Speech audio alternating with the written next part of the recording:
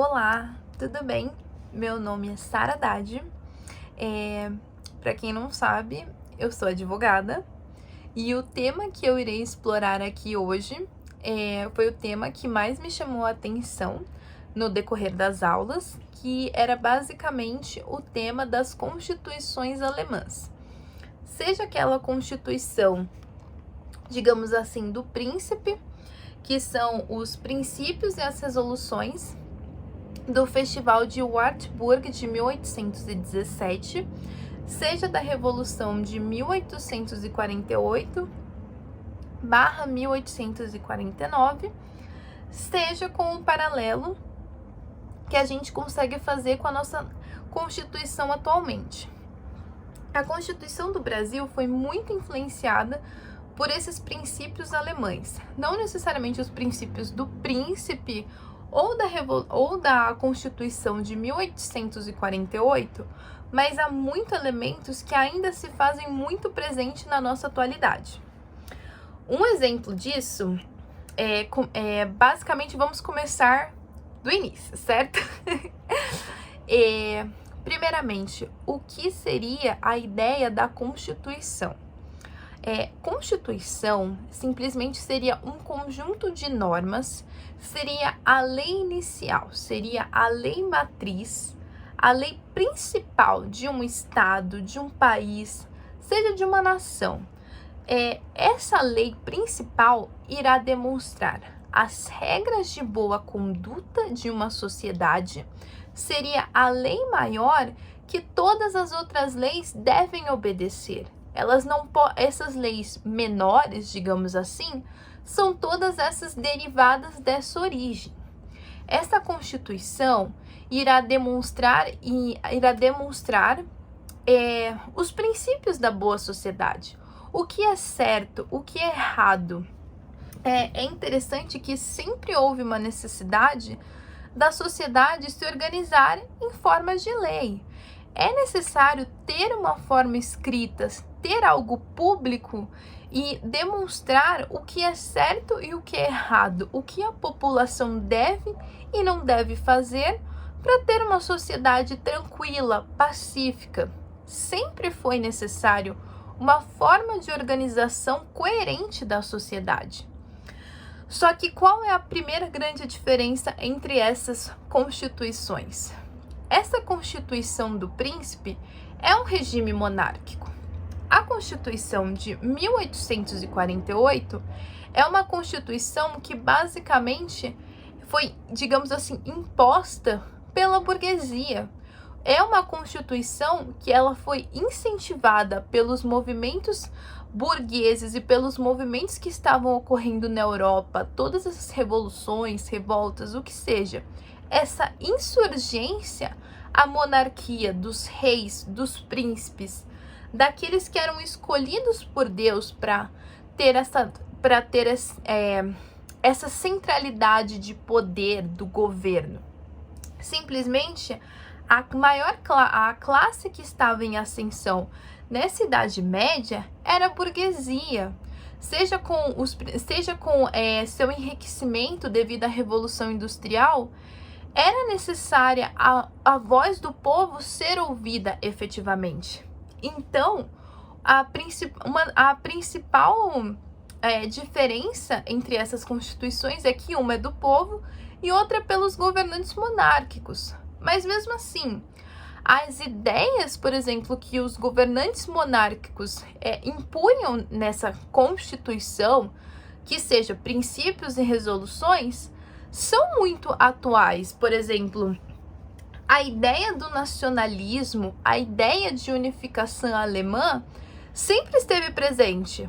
Seja, por exemplo, a ideia do nacionalismo alemã em forma de unificar pedágios, tarifas, barreiras, simplesmente transformar mais simples o comércio nacional e simplesmente implementar políticas para transformar algo mais célere, incentivar a produção local, incentivar simplesmente o produto local, este intercâmbio cultural entre as partes, sempre se fez muito presente, tanto na Constituição dos Príncipes quanto na Constituição de 1848. A ideia da pátria, a ideia do nacionalismo é extremamente presente. E não só isso, o nosso paralelo atual, o nosso governo aqui no Brasil mesmo faz diversos incentivos fiscais, políticos, isenções de tributos, simplesmente de forma a fomentar o nosso comércio nacional, de maneira a incentivar a produção local. Então, assim, essas políticas nacionalistas de incentivar o comércio, a cultura e o intercâmbio cultural sempre se fez presente. Seja lá em 1817, em 1848, quanto aqui em 2022. É sempre um conceito muito filosófico, subjetivo, que a gente consegue usar no nosso paralelo atual. E não só isso, logo nessa Constituição dos Príncipes, a ideia de querer trazer segurança para a propriedade. Há já uma ideia simplesmente da propriedade individual, forma de garantir isso. Há também coisas falando sobre direitos civis. Há uma ideia de esfera privada e há uma ideia de esfera pública. Simplesmente já há a preocupação dessa divisão da esfera do público, da esfera do privado, dessa divisão de leis. Eles sabem que simplesmente a minha lei geral para o bom funcionamento da sociedade não vai ser a mesma lei que eu vou utilizar em uma compra e uma venda. Há essa ideia da esfera do público e da esfera do privado. Sobretudo da ideia de, por exemplo, liberdade de expressão e coisa do tipo.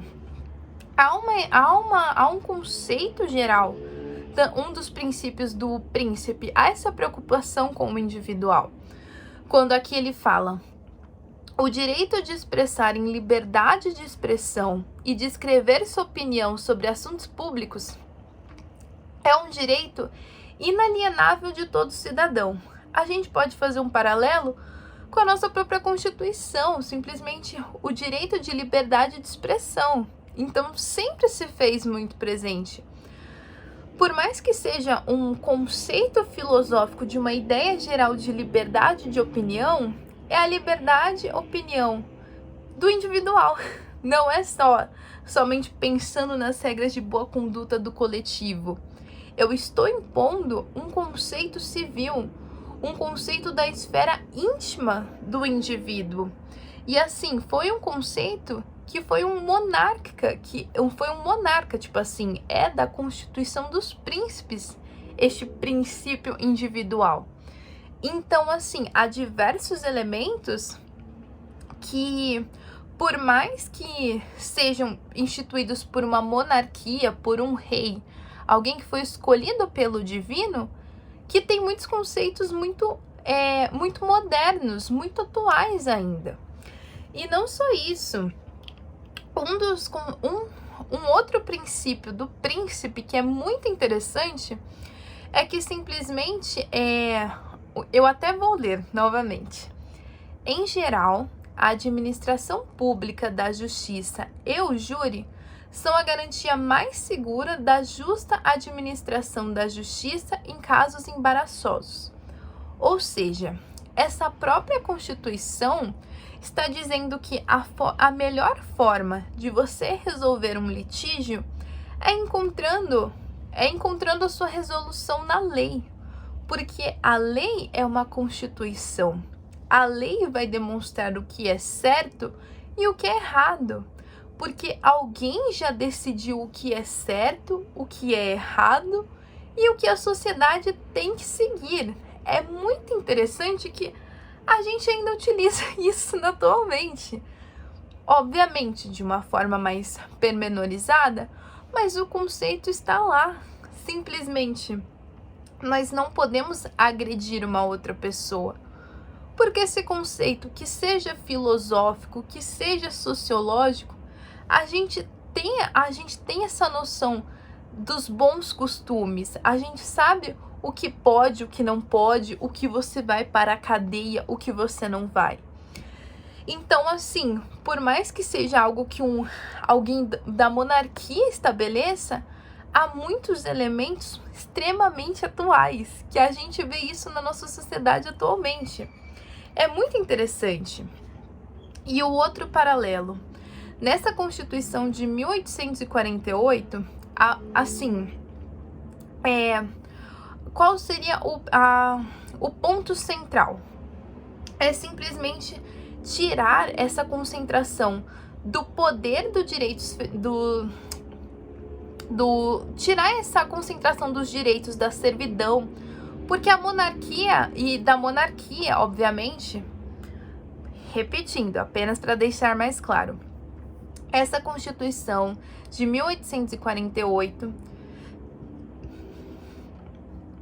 só um minuto, só para se organizar melhor. Essa Constituição de 1848 tem como principal objetivo quebrar essa ruptura de servidão, porque simplesmente era um direito, simplesmente não era um direito, era algo que era uma linhagem. Tinha que haver algo para quebrar simplesmente este movimento cíclico. É apenas porque eu nasci como um escravo que eu tenho que continuar escravo?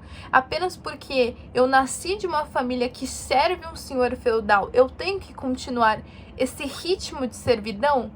Não é mais assim. A burguesia tem como principal objetivo quebrar essa ruptura dessa linhagem. Era algo que simplesmente a Constituição dos Príncipes defendia. Simplesmente eles defendem por quê? Porque eles não querem sair do governo. Simplesmente, se eles nasceram como príncipe numa família nobre, na família que foi escolhida pelos deuses, esse direito monárquico, sou filho do Deus, sou filho de um rei, eu tenho este poder divino, eu fui escolhido, não vou querer que simplesmente uma burguesia venha aqui e tire meu poder de criar leis, executar leis e ditar o que é certo e o que é errado para uma sociedade. Simplesmente não quero. Eles não queriam. Mas o que acontece?